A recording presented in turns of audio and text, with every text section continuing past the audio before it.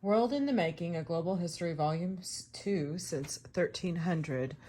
Empires and Alternatives in the Americans, 1430 to 1530.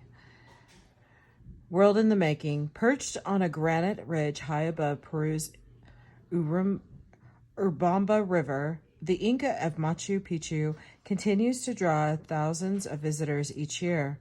First thought to be the lost city of Vilcabamba, then a convent for Inca nuns, Machu Picchu is now believed to have been a mid-14th century palace built for the Inca emperor and his mummy cult. It is probably more a religious site than a place of rest and recreation. Focus. Many Native Americas. What factors account for the diversity of Native American cultures? Backstory. By the 15th century, the Americas had witnessed the rise and fall of numerous empires and kingdoms, including the classic Maya of Mesoamerica, the wealthy Incan kingdom of Peru's desert coast, and the Cohica mound builders of the Mississippi Basin. Just as these cultures faded, there emerged two new imperial states that borrowed heavily from their predecessors. The empires discussed in this chapter, the Aztec and Inca, were the largest states ever to develop in the Americas, yet they were not all powerful. About half of all Native Americans, among them the diverse peoples of North America's eastern woodlands, lived outside their realms. In 1995, the archaeologists discovered a tomb on a peak overlooking Arequipa, Peru. Inside was the mummified body of an adolescent girl placed there some 500 years earlier. Evidence suggests she was an Akya, or, quote, chosen woman, selected by Inca princess from among hundreds of regional headmen's daughters. Most Akya girls became priestesses dedicated to the Inca emperor or the imperial sun cult. Others became the emperor's concubines or wives. Only the most select, like the girl discovered near Arequipa, were chosen for the debt payment sacrifice, or capacocha, said to be the greatest honor of all.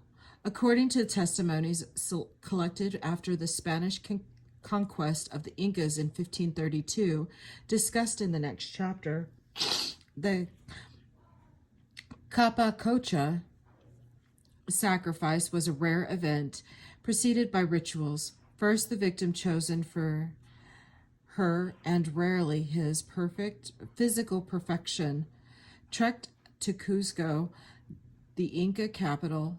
The child's father brought gifts from his province and in turn received fine textiles from the emperor. Following an ancient Andean tradition, ties between ruler and ruled were reinforced through such acts of reciprocity. The girl, too, received skirts and shawls along with votive objects. These adorned her in her tomb, reached after a long journey on foot from Cuzco. As suggested by later discoveries at tombside, the Acuyo girl was probably given a beaker of maize beer. In a pouch she carried cocoa leaves. Cocoa chewed throughout the Andes helped fend off altitude sickness, whereas the maize beer induced sleepiness. Barely conscious of her surroundings, the girl was lowered into her grass-lined grave, and according to the forensic anthropologist who examined her skull, struck dead with a club. Why did the Incas sacrifice children, and why in these ways? By combining material, written, and oral evidence, scholars are beginning to solve the riddle of Inca mountain mummies. It now appears that death, fertility, reciprocity, and imperial links to sacred landscapes were all features of that death, fertility, reciprocity, and imperial links to sacred landscapes were all features of the capacocha sacrifice. Although such deadly practices may challenge our ability to empathize with the leaders, if not the common folk, of this distant culture. With each new fact we learn about the child mummies, the closer we get to understanding the Inca Empire and its ruling cosmology. The Incas and their subjects believed that death occurred as a process and that proper death led to an elevated state of consciousness. In this altered state, a person could communicate with deities directly and, in a sense, join them. If the remains of such a person were carefully preserved and honored, they could act as an oracle, a conduit to the sacred realms above and below the earth, mountains as sources of springs and rivers, and sometimes fertilizing volcanic ash held particular significance. In part, it was these beliefs about landscape, death, and the afterlife that led the Incas to mummify ancestors, including their emperors, and to bury chosen young people atop mountains that marked the edges or heights of empire. Physically perfect, noble children, such as the girl found near Arequipa, were thus selected to communicate with the spirit world. Their sacrifice unified the dead, the living, and the sacred mountains, and also bound together a far-flung empire that was in many ways as fragile as life itself. But this fragility was not evident to the people gathered at the Capacocha sacrifice. By about 1480, more than half of all Native Americans were subjects of two great empires, the Aztecs in Mexico and Central America, and the Inca in South America. Both empires subdued neighboring chiefdoms through a mix of violence, forced relocation, religious indoctrination, and marriage alliances. Both empires demanded allegiance in the form of a tribute. Both Aztecs and Incas were greatly feared by their millions of subjects. Perhaps surprisingly, these last great Native American states would prove far more vulnerable to European invaders than their non-imperial neighbors, most of whom were gatherer, hunter, and semi-sedentary villagers. Those who relied least on farming had the best chance of getting away. Overview questions. The major global development in this chapter, the diversity of societies and states in the Americas prior to European invasion. As you read, consider 1. In what ways cultural diversity in the Americas related to environmental diversity? 2. Why was it in Mesoamerica and the Andes that large empires emerged around 1450? 3. What key ideas or practices extend beyond the limits of the great empires? Many Native Americas focus. What factors account for the diversity of Native American cultures? Scholars once claimed that the Western Hemisphere was sparsely settled prior to the arrival of Europeans in 1492, but we now know that by then the population of the Americas had reached some 60 million or more. Although vast open spaces remained, in places the landscape was more intensely cultivated and thickly populated than Western Europe. Fewer records for non-imperial groups survive than for empire builders such as the Incas or Aztecs. But scholars have recently learned much about these less studied cultures. Outside imperial boundaries, coastal and riverside populations were densest.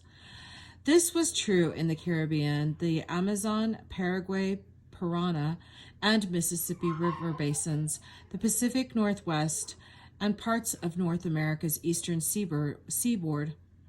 Ecological diversity gave rise in part to political and cultural diversity. America's native peoples, or Amerindians, occupied two ecologically diverse continents. They also inhabited tropical temperate, and icy environments that proved more or less suitable to settled agriculture. Some were members of egalitarian gather hunter bands. Others were subjects of rigidly stratified imperial states. In between were traveling bands of pilgrims led by prophets. Chiefdoms based on fishing, whaling, or farming, regional confederacies of chiefdoms, and independent city-states. Political diversity was more than matched by cultural diversity. The Aztecs and Incas spread the use of imperial dialects within their empires, but elsewhere hundreds of distinct Amerindian languages could be heard. Modes of dress and adornment were even more varied, ranging from total nudity and a few tattoos to highly elaborate ceremonial dress, lip and ear piercings, tooth filing, and molding of the infant's skull between slots of wood were but a few of the many ways human appearances were reconfigured. Architecture was just as varied, as were ceramics and other arts. In short, the Americas' extraordinary range of climates and natural resources both reflected and encouraged diverse forms of material and linguistic expression. Perhaps only the realm of religion, where shamanism persisted, was a unifying thread to be found. Canadian War Club. This stone war club with a fish motif was excavated from a Native American tomb, coastal British Columbia, Canada, and is thought to date from around 1200 to 1400 CE. Such items at first suggest people at war, but this club was probably intended only for ceremonial use. Modern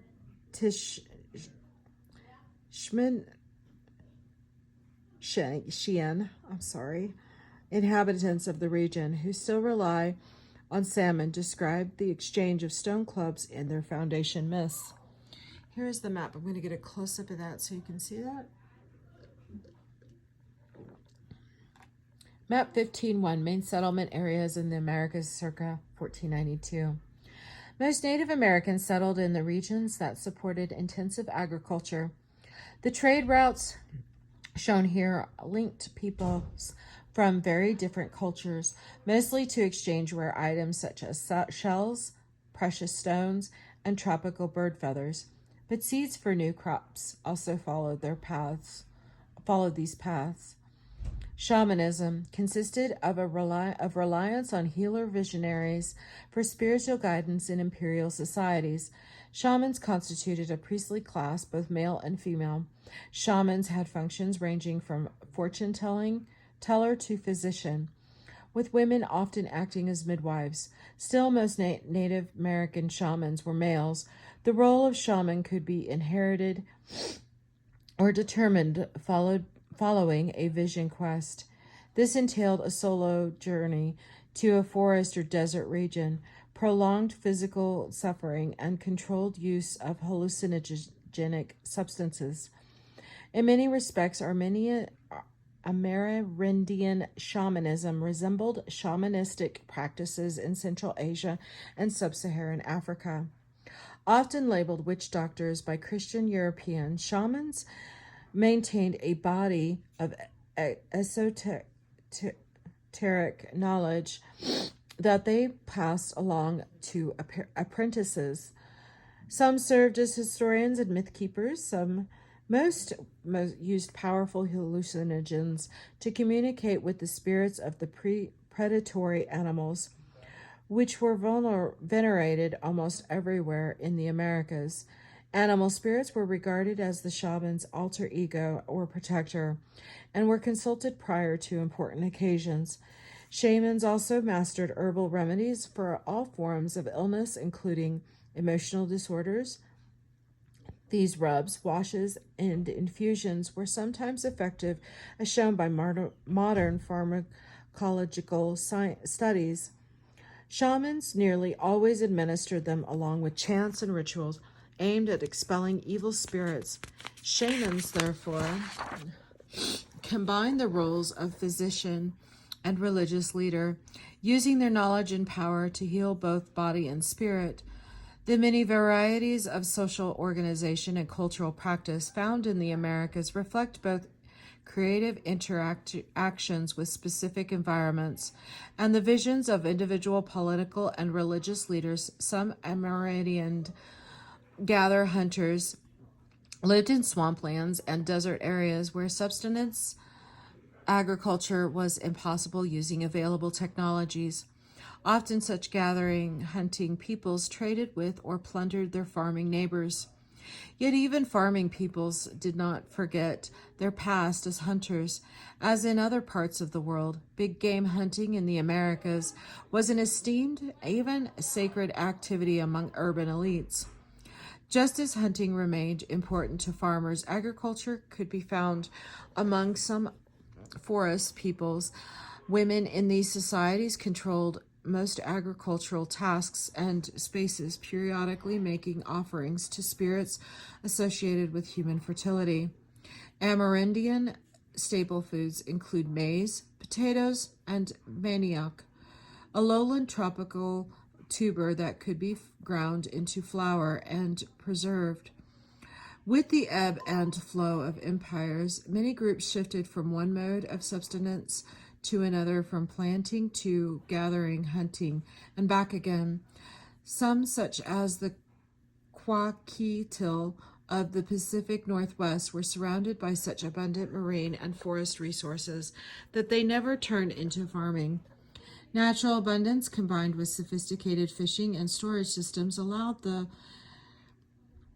Chpt to build a settled culture of the type normally associated with agricultural peoples. Thus, the ecological diversity of the Americas helped give rise to numerous cultures, many of which blurred the line between settled and nomadic lifestyles. Tribute of Blood, the Aztec Empire, 1325 to 1521. Focus: what core features characterized Aztec life and rule? Mesoamerica, comprised of modern southern Mexico, Guatemala, Belize, El Salvador, and western Honduras, was a land of city-states after about 800 CE. Following the decline of the Teotihuacan in the Mexican highlands and the classic Maya in the greater Guatemalan lowlands, few urban powers, with the possible exception of the Toltecs, managed to dominate more than a few neighbors. This would change with the arrival in the Valley of Mexico of a band of former gather hunters from a northwestern desert region they called the Aztlan, or place of cranes. As newcomers, these Aztecs, these Aztecs, who later called themselves Mexica, hence Mexico, would suffer humiliation by powerful city dwellers centered on Lake Texcoco, now overlain by Mexico City. The Aztecs were first regarded as barbarians, but as with many conquering outsiders, in time they would have their revenge. Humble origins, imperial ambitions. Unlike the classic Maya of preceding centuries, the Aztecs did not develop a fully phonetic writing system. They did, however, preserve their history in a mix of oral and symbolic, usually painted or carved forms. Aztecs elders maintained chronicles of the kind of historians call master narratives, or state-sponsored versions of the past meant to glorify certain individuals or policies.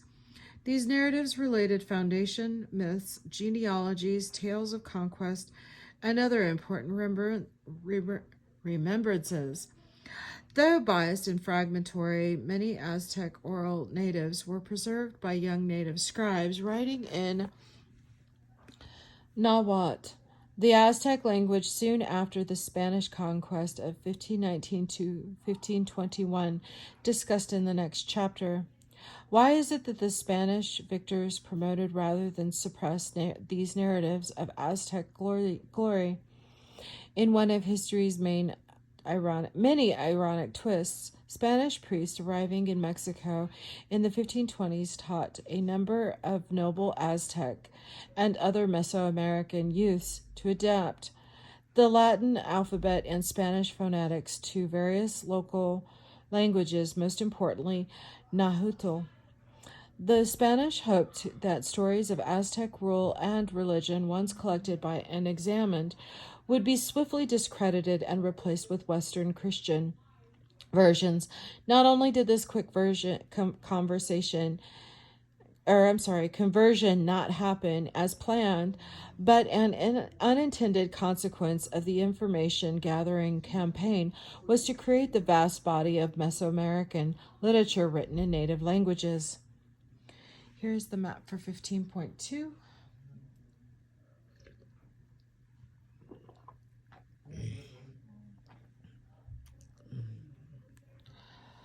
The Aztec Empire, 1325 to 1521. Starting from their base in the Tenochtitlan, now Mexico City, the Aztecs quickly built the most densely populated empire in the Americas. Their first objective was the Valley of Mexico itself. Although a line of kings greatly extended the empire, not all peoples fell to the Aztec war machine, including the Tlaxcalan to the east and the Tenochtitlan, and the Tarascans to the west. Also unconquered were the many nomadic peoples of the desert north and the farming forest peoples of the southeast. The Aztecs were a quick study in the production of written historical documents, and most of what we know of Aztec history relies heavily on these hybrid 16th century sources. See Seeing the Past in the Aztec Map, Tenochtitlan.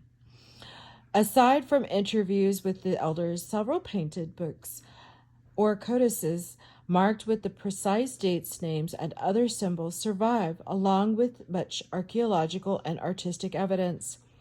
In combining these sources with Spanish eyewitnesses' accounts of the conquest era, historians have assembled a substantial record of Aztec life and rule. Really? Seeing the Past, an Aztec map of Tenochtitlan. Named for Mexico's first Spanish viceroy, the Codex Mendoza was painted by Aztec artists about a dozen years after the Spanish conquest of 1519 to 1521.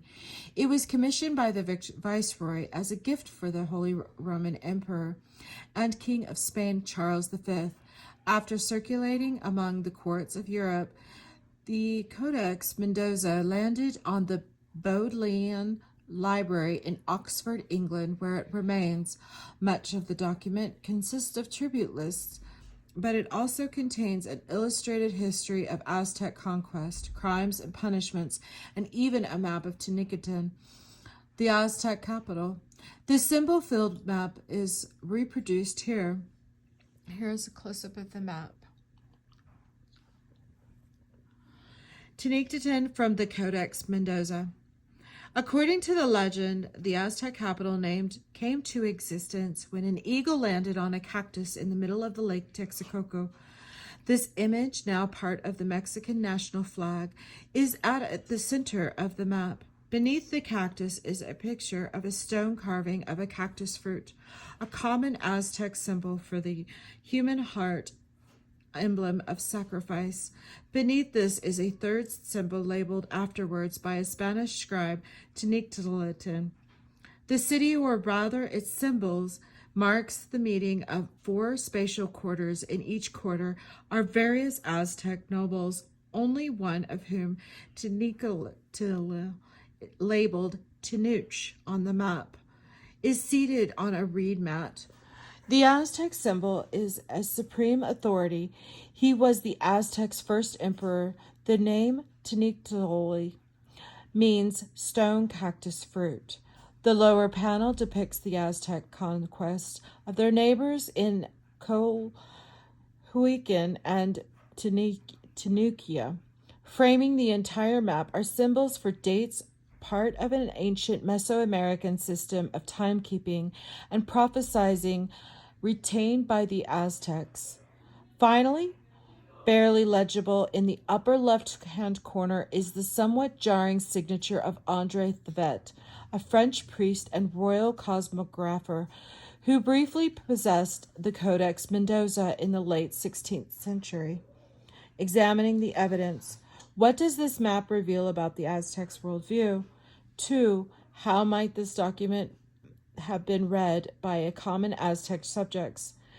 The Aztecs apparently arrived in the Valley of Mexico sometime in the 13th century, but it was not until the early 14th century that they established a permanent home. The most fertile sites in the valley were already occupied, but the Aztecs were not dissuaded. They had the reputation for being tough and resourceful. Heeding an omen in the form of an eagle perched on a cactus growing on a tiny island near the southwest edge of Lake Texcoco, the refugees settled there in 1325. Reclaiming land from the shallow lake bed, they found a city called Tenochtitlan, or Cactus Fruit Place, linked to shore by 3 large causeways. The city soon boasted stone palaces and temple pyramids. This will be the end of chapter 15, part 1. Thank you.